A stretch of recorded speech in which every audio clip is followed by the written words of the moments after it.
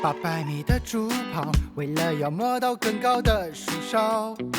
吃饭来不及好好嚼，唱歌跑调的话，吹口哨也好不了。把尾巴翘老高，遇到了烦恼随手抛，黑历史早晚会变成笑料。就算内心再煎熬，外表也要桀骜。永远相信，无论何时，总会有路可逃。水醒一觉，就有时好汉一条。你要知道我很重要，战袍迎风飘，剑气里带刀，江湖里暗传我名号。打起架，缺了我赢不了。你一定知道我很重要，愿陪你闯荒岛，为你藏马脚，背对背也可以传信号，具体让你先出招。岁月燃烧，山水妖娆，当暮色逃，当人变老，等细雨飘，在一起跳个水坑跺跺脚。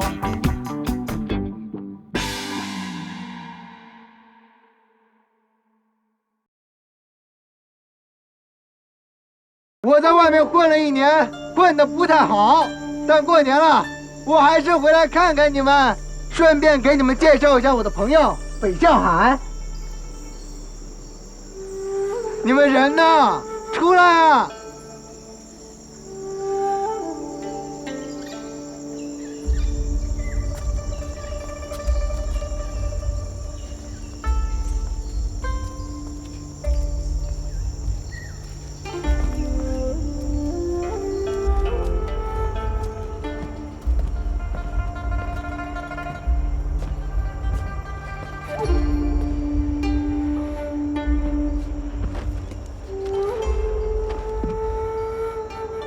他们可能下山去宋寡妇家过年了。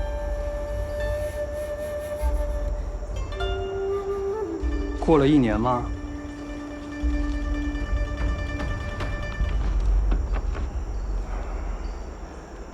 嘿，哇，哟呵，哎呦，这信写的真带劲儿啊！什么内容？方便分享一下？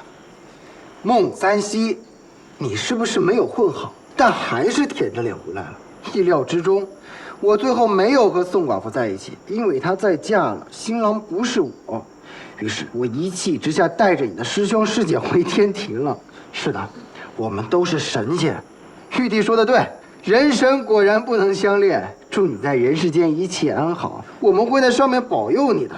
你为人正直，毫不猥琐的师傅王大力。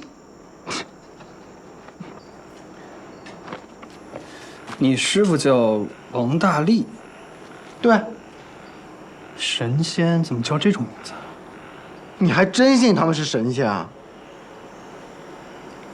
信了吧？你疯了吗？这就是他们搬家了，不想告诉我。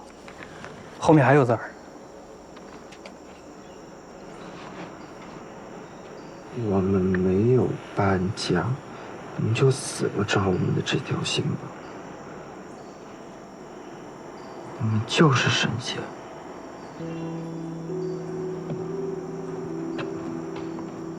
厨房在哪儿？我去做点年夜饭。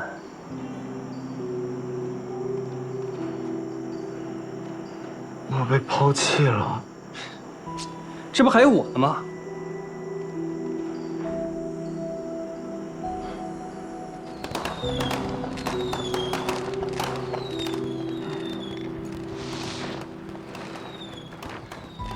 把新的地址告诉我，不然我会很不爽。孟三希。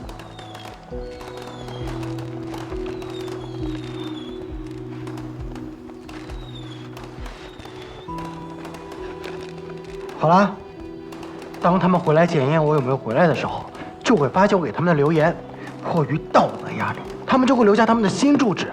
到明年过年的时候，我就能带你跟他们一起吃年夜饭了。好啊。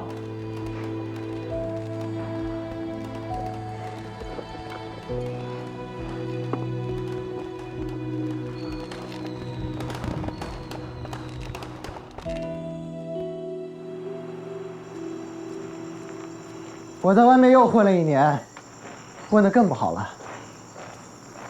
北小海被人杀了，快过年了，我还是回来看看你们。你们能出来安慰我一下吗？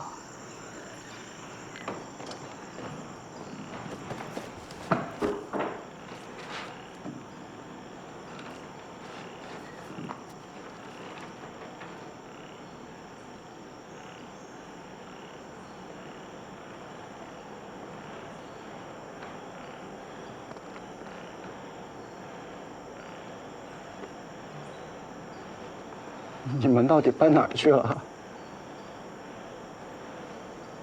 就算不喜欢我，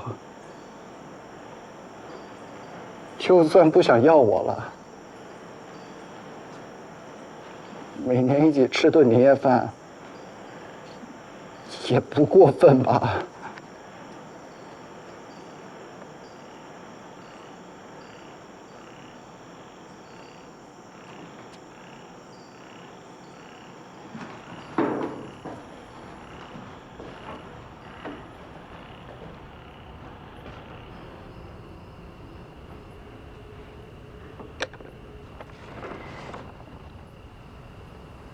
求求你们把新的地址告诉我吧，孟三喜。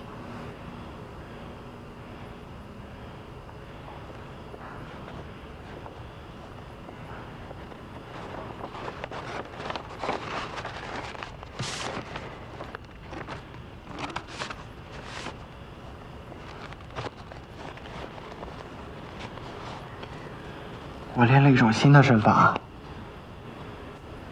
给它取名为小天步，几乎可以躲下任何攻击。你们不想看看吗？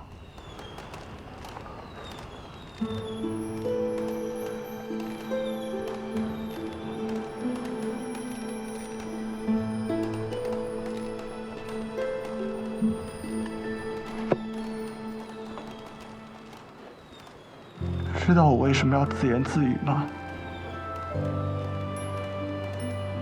因为你们如果真的是天上的神仙，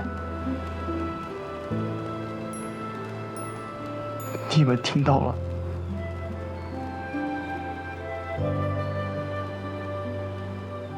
就应该下来看看我。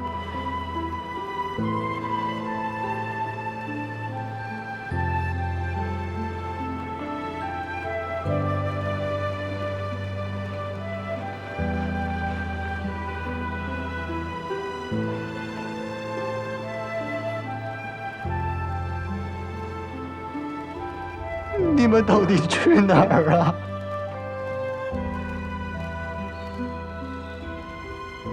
为什么都不要我了？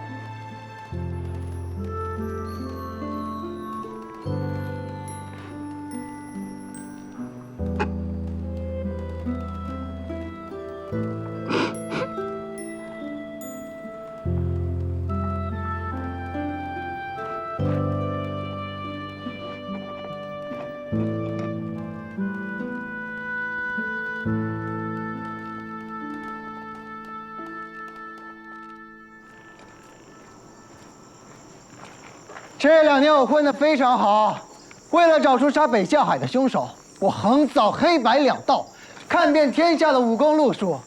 虽然目前为止还没有遇到和凶手武功相似的，但我已经是宗师下了，而酷侠啸天的名声更是响彻江湖。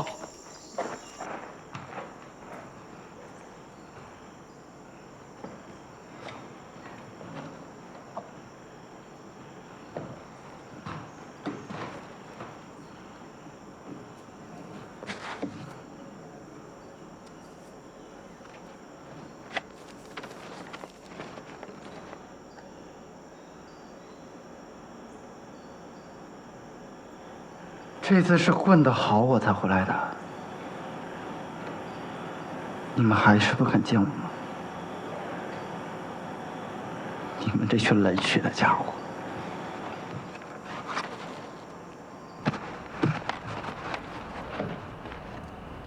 最后警告你们，再不把新地址告诉我，我就发脾气了。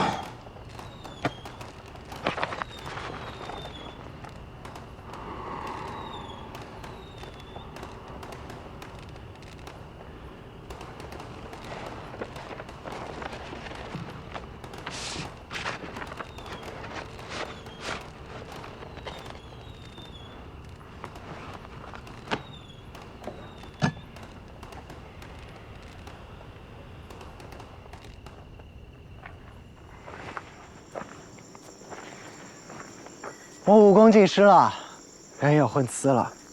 之前横扫的黑白两道，开始反过来横扫我了。最讽刺的是，现在我这个废物好死不死的知道了北向海的家乡在哪儿。他死时，我发誓要给他平反。跟你们吃完年夜饭，我先去神医薛平湖那挂个号，不管他有办法还是没办法，我都要去沐云城了。所以今天这顿，可能是我最后一次跟你们吃年夜饭。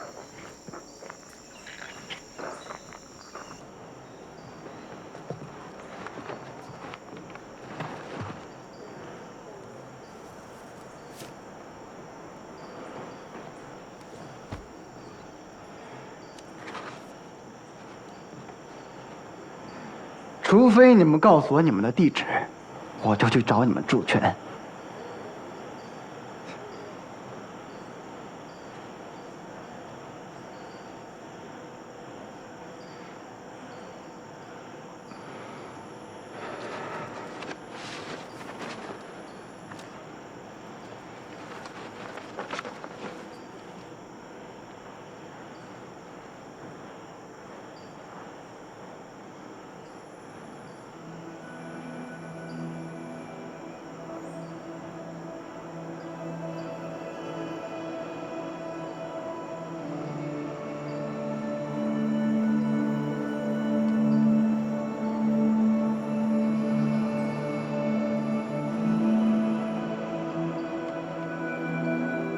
醒了吧，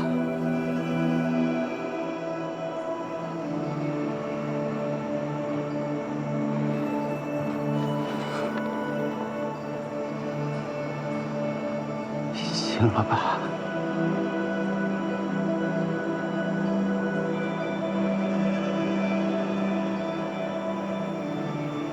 醒了吧。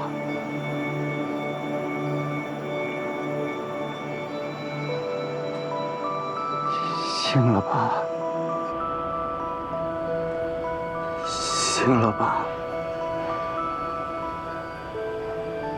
醒了吧，醒了吧，醒了吧，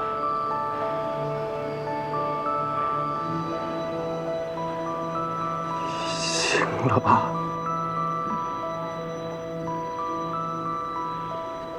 醒了吧，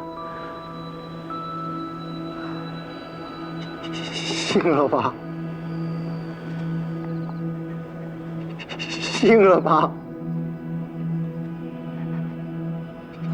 醒了吧，醒了吧！你们早说你们是神仙啊，我就知道你们不会抛弃我的。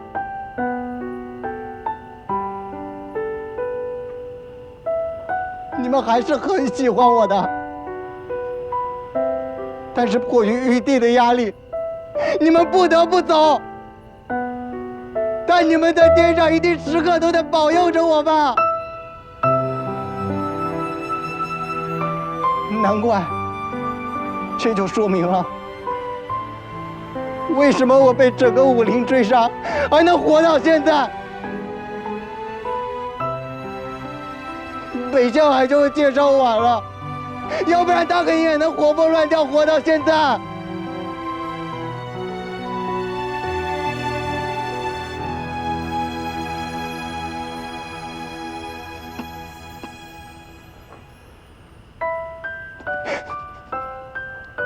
这我就要批评老豆你了。要不是你对宋广福起了邪念，你们也不至于走得那么突然。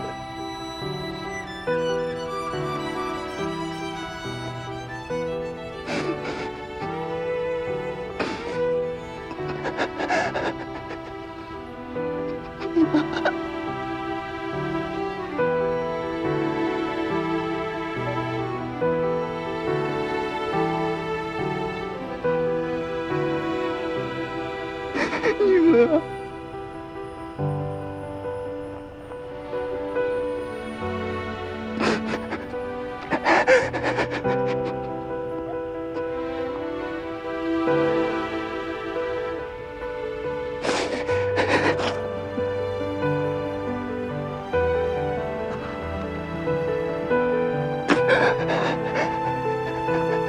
原来你们都是神仙啊！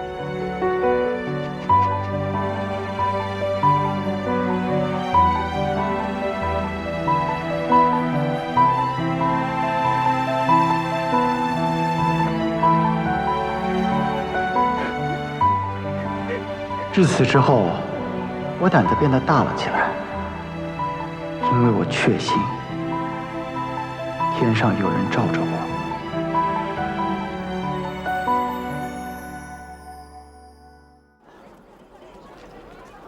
准备了这么长时间，准备了这么长时间，今晚我们的晚会就要开始了。终于可以行动了。中心广场段守期的今晚会找机会去中心广场等待。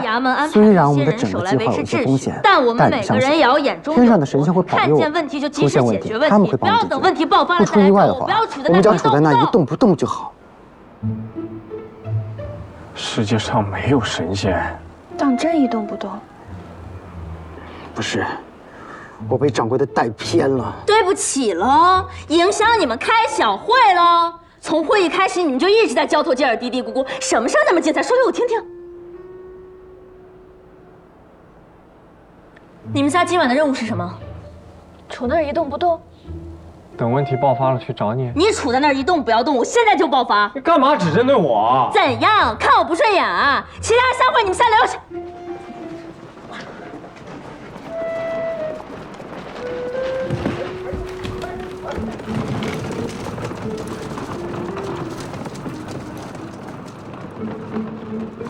我们3个今晚的任务是和乐班一起上台完成晚会的压台节目。忧郁的尺的忧郁的诗，下午和上午的任务都是和乐班努力排练。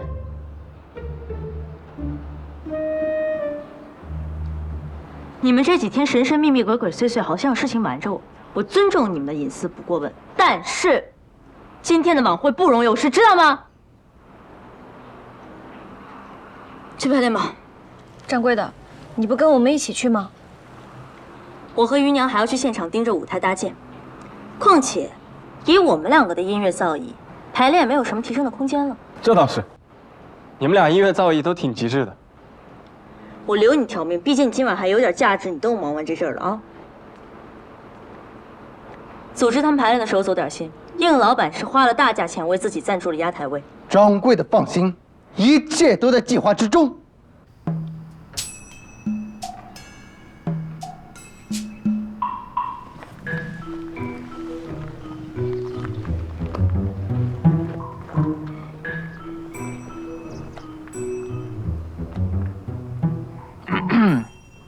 谁送的？意中人？老娘不会自己买吗？你抠搜的，怎么可能会给自己买这种珍品？特希望我嫁人吧？只是希望你能找到自己的幸福。我对你也是这么想。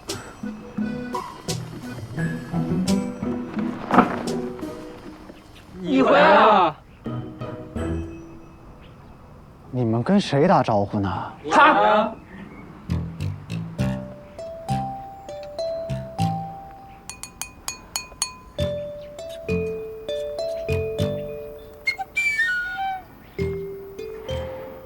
2位公子等我有事儿吗？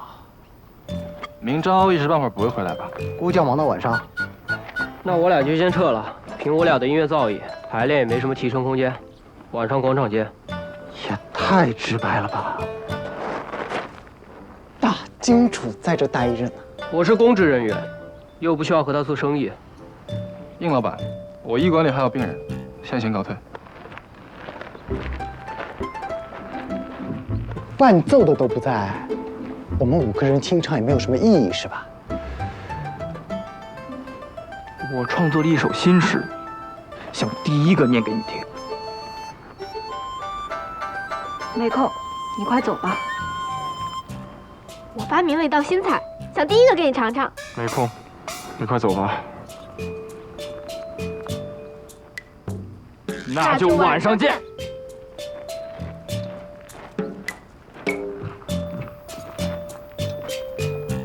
我就问问我差哪儿，怎么就没人跟我打招呼？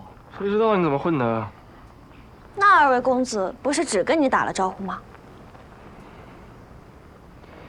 别以为这个世界上没有人爱我。现在我宣布，行动开始！出来吧，宗师算个瓢啊！你终于想起我来了。我想到了一个新的计划，要第一个说给你听。我不是第一个听到的吗？咱俩是一起听到的。你只是第3个。但你在我心里是第1个。别废话了，今晚能不能动手？你们的铺子在明天开放前搞了这么一个晚会，导致4大家族的店铺人人自危，他们的老爷少爷们亲自带人去店面督促做最后的冲刺。今晚柳家院子里的防御会非常薄弱。据上次咱俩联袂拜访柳家宗师之后，柳家更显热情，又安排2个超品一起看着断手。你知道这件事儿吧？废话。可你是怎么知道的？李俊说的。李俊是谁？我上次去柳家收的小弟。我们的计划是这样的：等到天黑，你想办法把这个药粉下到柳家宗师和2个超品的饭里。下毒啊！你这1个月就想出来个这？你知道这4年来我给他们下了多少次、多少种毒吗？那老东西能闻得出来。你知道他是谁吧？拓跋令狐。你怎么知道他是拓跋令狐？如果我不知道他是拓跋令狐，怎么允许他把计划告诉你，再告诉他？可只要是药，甭管谁炼的，老东西都能闻得出来。你对炼丹术一无所知，把药粉撒在他们的饭里，然后到小院外的柳家家宅西南角处找我们会合。当听到他们剧烈的咳嗽声响起时，就代表药效发作了。那时候，宗师中会变成宗师下，2个超品上会变成超品中。这样，你作为一个宗师中纠缠住他们3个，我们3个进去杀人。这次的计划跟上次的计划有什么不同？当然有。上次是你1个打1个，我也是1个打1个，但这一次是你1个打3个，我们却是3个打1个。你的胜算可能没变，但我们的胜算提高了。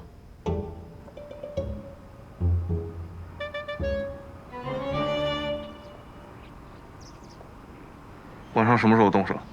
晚会开始之后。别迟到。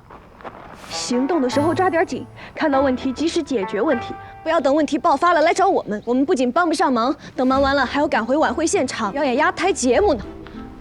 知道你在跟谁说话？当然是你，一个不得不指望我们，于是只能忍气吞声的宗师。别杵在那儿一动不动，快走吧。行，你们行，等着吧。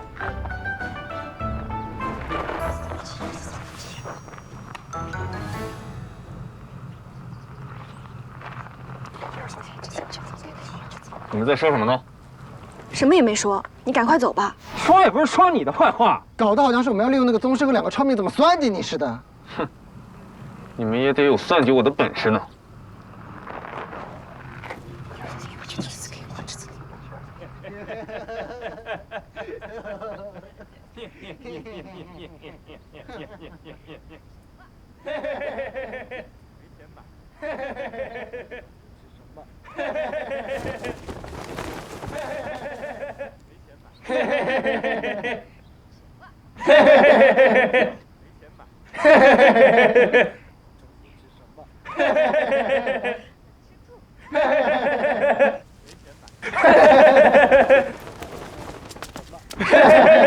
说什么呢？大盘鸡。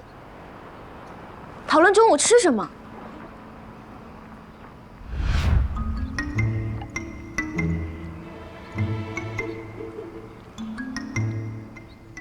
不坐下来一起吃一口吗？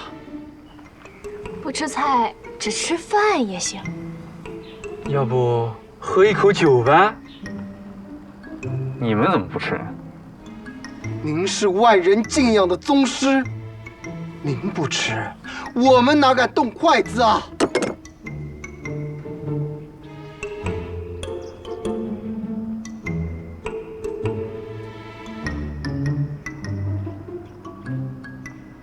佩服，果然无所无畏。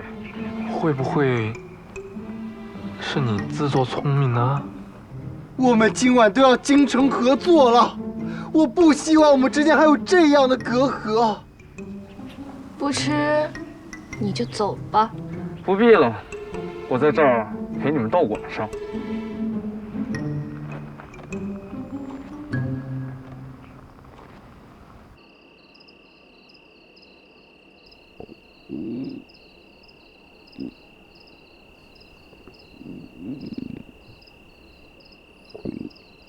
各位乡邻、各位亲友，由无名百货与玉庭轩共同举办的暮云城晚会现在开始。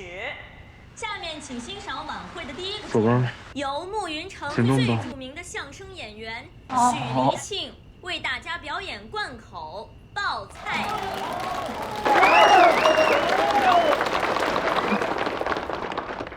我请列位吃蒸羊羔、蒸熊掌、蒸鹿眼、烧花鸭、烧雏鸡、烧死鹅、卤猪、卤鸭、酱鸡、腊肉、松花小肚、晾肉香肠，还有什锦酥盘、熏鸡白肚、西蒸八宝猪、姜母晾鸭子、段野鸡、段安豚、卤什件、卤子鹅、山鸡、兔脯、菜蟒、银鱼、清蒸哈士马。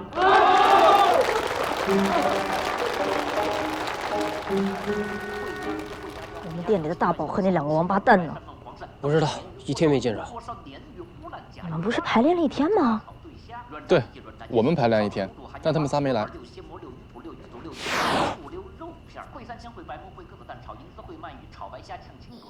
行动吧，我们在这等您的好消息。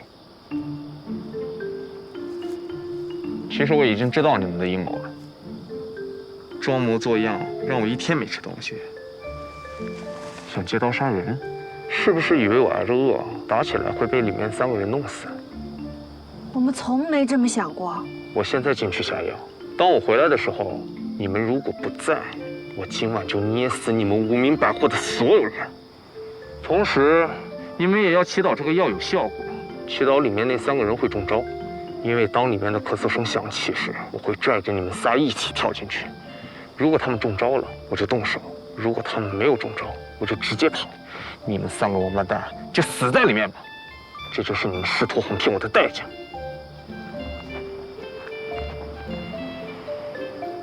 自作聪明。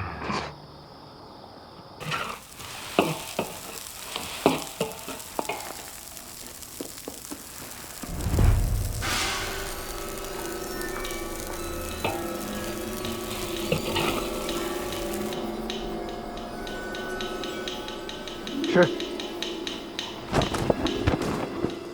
哼，雕虫小技。是不是人了？还是不是人了？是不是人了？你们3个一会儿进屋欺负一个伤残人士，我可是1个人打1个宗师加2个超品呢。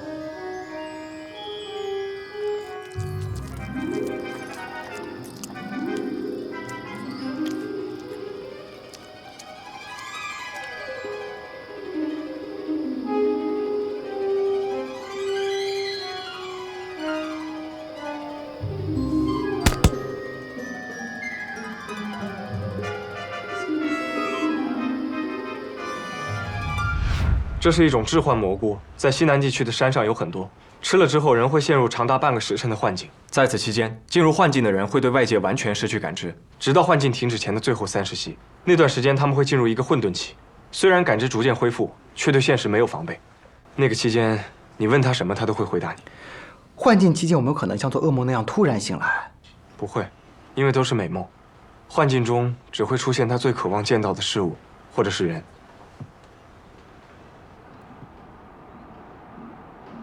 可正常人谁会吃它？长得奇怪，味道也很古怪。而且李俊说，宗师看守断手的院子里又多了2个超品钟。我们先熬一锅鸡汤，再把蘑菇扔进鸡汤，文火熬干，把残留下来的精华磨成粉末。这样这个粉末既有置换蘑菇的功效，尝起来也只像是一味调味料。把它下进菜里，任谁也尝不出来。可我们怎么把药下到宗师他们的菜里啊？有一个人很容易做到，就是把刘府当成自己家后院的梁家宗师。我不相信他这么多年没用过下毒的方法。可他的目标是杀了断手。我们利用他下完药，就骗他也吃这个置换蘑菇。怎么骗他？3岁小孩都知道不要吃怪叔叔给你的任何食物。你有没有可能做出这个幻境的解药？没可能。但我可以终止这个幻境。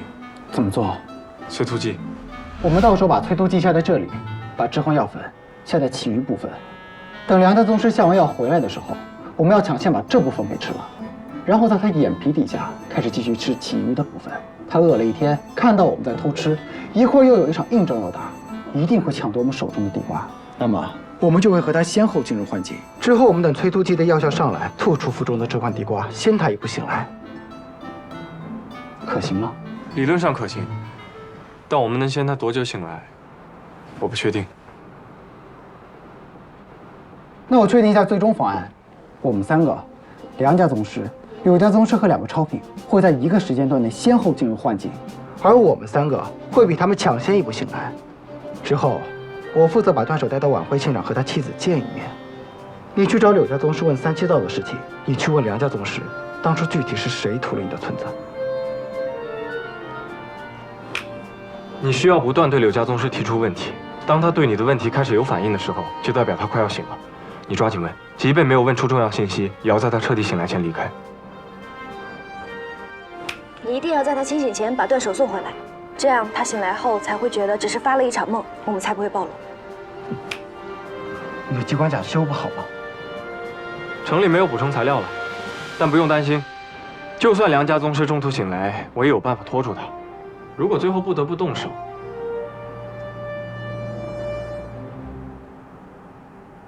这颗丹药可以恢复你3成功力。虽然药效没有之前那2颗好，但可以持续半个时辰，无副作用。超品下，勉勉强强还可以。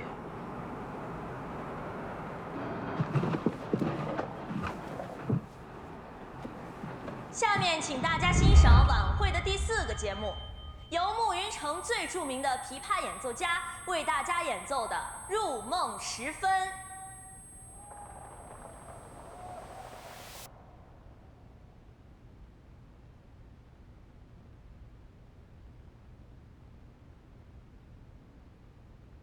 小天，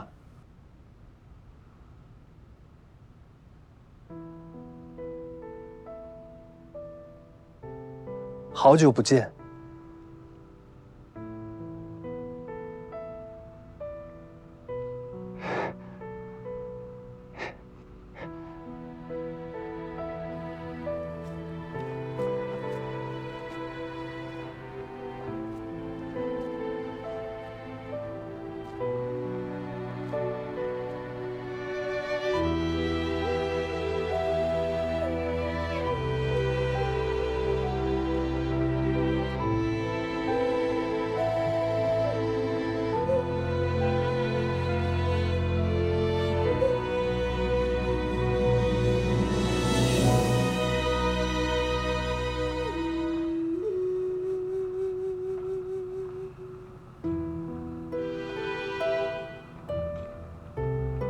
接下来我要说一句话，你别写恶心。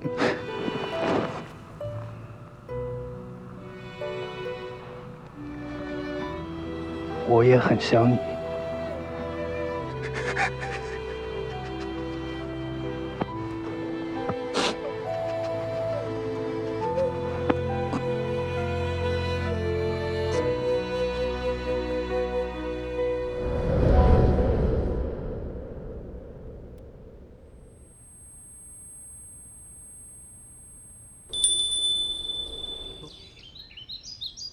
你看看我呀，你快看看我呀！看看我呀，你看看我呀。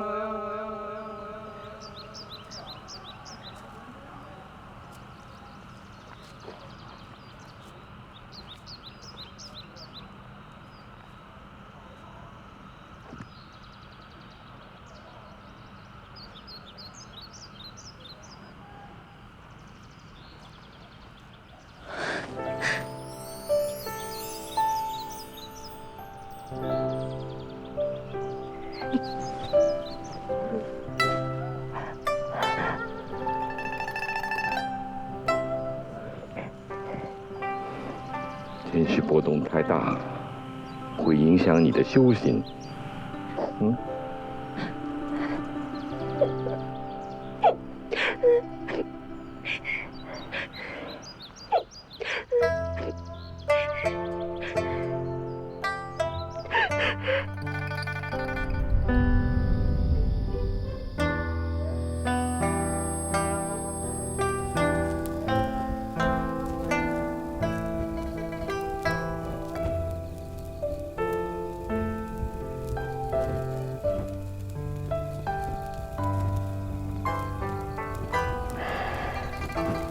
7年前我第一次吃置换蘑菇的时候，看到的都是我父母，没想到现在看到的是你。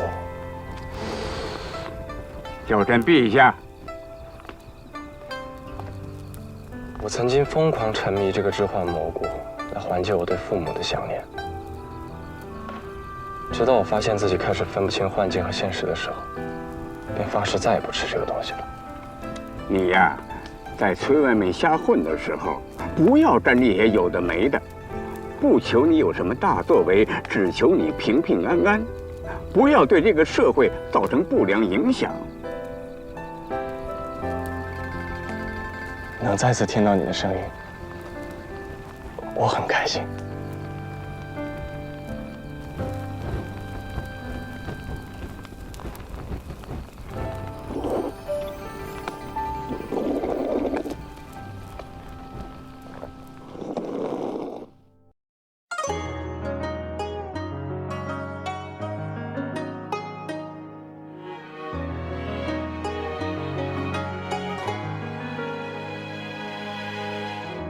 当蜻蜓悬停在窗旁，要到来的会是阴雨还是艳阳？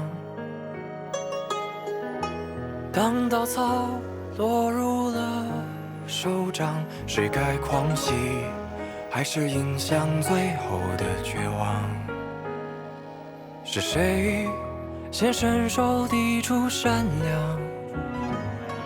不忍你对这世界太过失望，是谁用一枪驰骋抵挡飞短流长？回家乡时已是暮色苍苍。若明白生会前会截然荒凉，会不会还有少年郎眸中带光，说要去闯荡？若一直酸甜苦辣终成仙，这世间百味还要不要去一一品尝？是谁怕回忆太漫长，穿林过巷只字不提过往？是谁以为终难挣脱这无法愈合的伤，转头却发现早已有伙伴在身旁。我曾孤立于人群熙熙攘攘，也被万家灯火灼伤过眼眶。可惜这世间隐藏的万般美好，许多事要同时过才能看得清本相。后来的我添了几分你的模样，敢嬉笑怒骂调侃人间无常，藏信仰在别人看不到的地方，隔一夜孤舟便可重新起航。的你，历经千帆，仍不失温暖。破浪而来，只为欢聚一场。